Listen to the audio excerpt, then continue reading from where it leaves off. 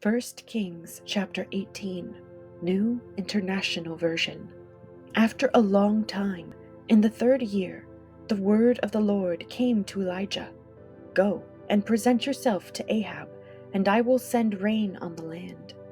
So Elijah went to present himself to Ahab. Now the famine was severe in Samaria, and Ahab had summoned Obadiah, his palace administrator. Obadiah was a devout believer in the Lord. While Jezebel was killing off the Lord's prophets, Obadiah had taken 100 prophets and hidden them in 2 caves, 50 in each, and had supplied them with food and water. Ahab had said to Obadiah, "Go through the land, to all the springs and valleys. Maybe we can find some grass to keep the horses and mules alive, so we will not have to kill any of our animals." So they divided the land they were to cover, Ahab going in one direction and Obadiah in another. As Obadiah was walking along, Elijah met him.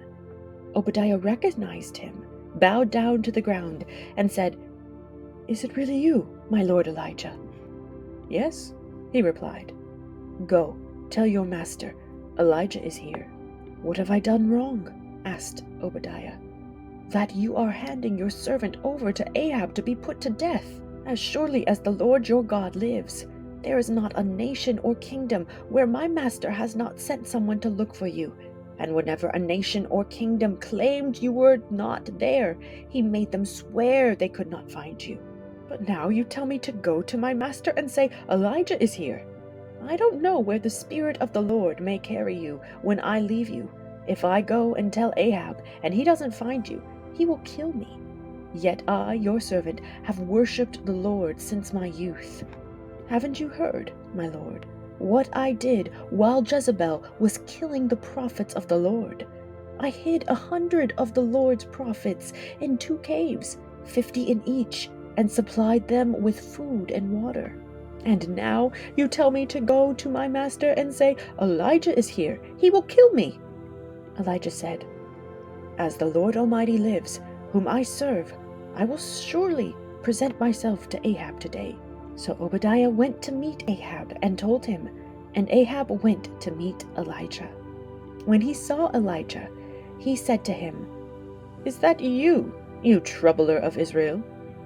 "I have not made trouble for Israel," Elijah replied, "but you and your father's family have. You have abandoned the Lord's commands and have followed the Baals. Now summon the people from all over Israel to meet me on Mount Carmel, and bring the 450 prophets of Baal and the 400 prophets of Asherah, who eat at Jezebel's table." So Ahab sent word throughout all Israel and assembled the prophets on Mount Carmel. Elijah went before the people and said, "How long will you waver between 2 opinions? If the Lord is God, follow him. But if Baal is God, follow him." But the people said nothing. Then Elijah said to them, "I am the only one of the Lord's prophets left, but Baal has 450 prophets. Get 2 bulls for us.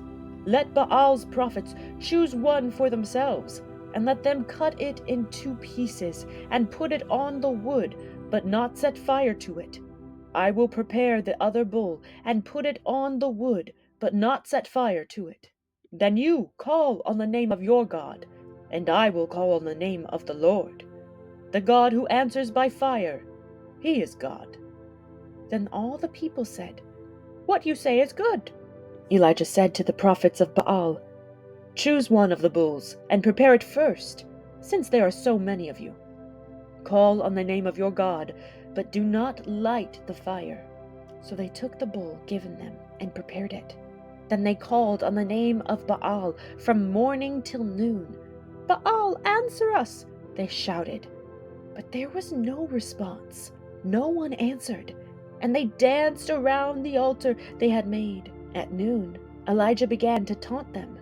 "Shout louder," he said. "Surely he is a god. Perhaps he is deep in thought, or busy, or traveling. Maybe he is sleeping and must be awakened."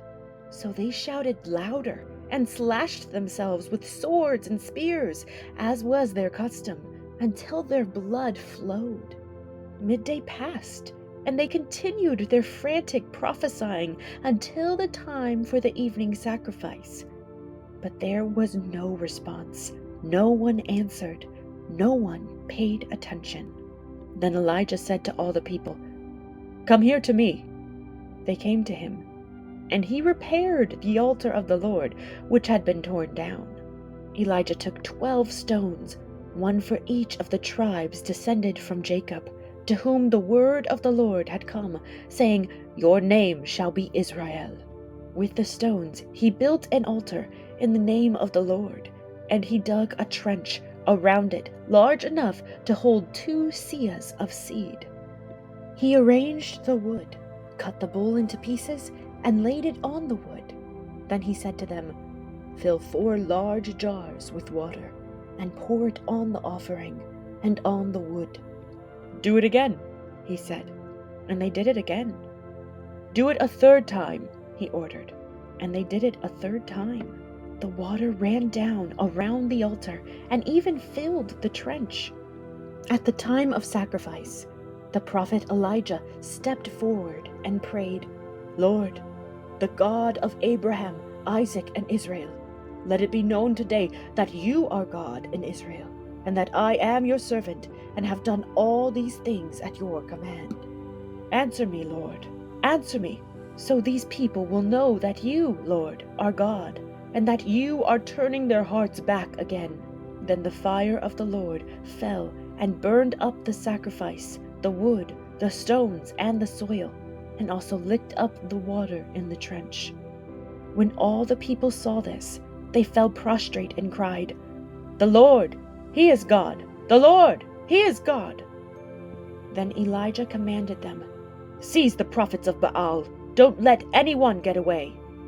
They seized them, and Elijah had them brought down to the Kishon Valley and slaughtered there. And Elijah said to Ahab, "Go, eat and drink, for there is the sound of a heavy rain."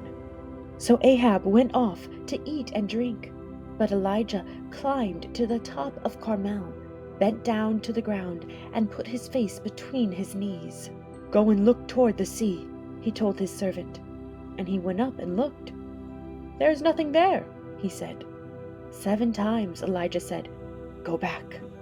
The 7th time the servant reported, "A cloud as small as a man's hand is rising from the sea." So Elijah said, "Go and tell Ahab, hitch up your chariot and go down before the rain stops you." Meanwhile, the sky grew black with clouds, the wind rose, a heavy rain started falling, and Ahab rode off to Jezreel.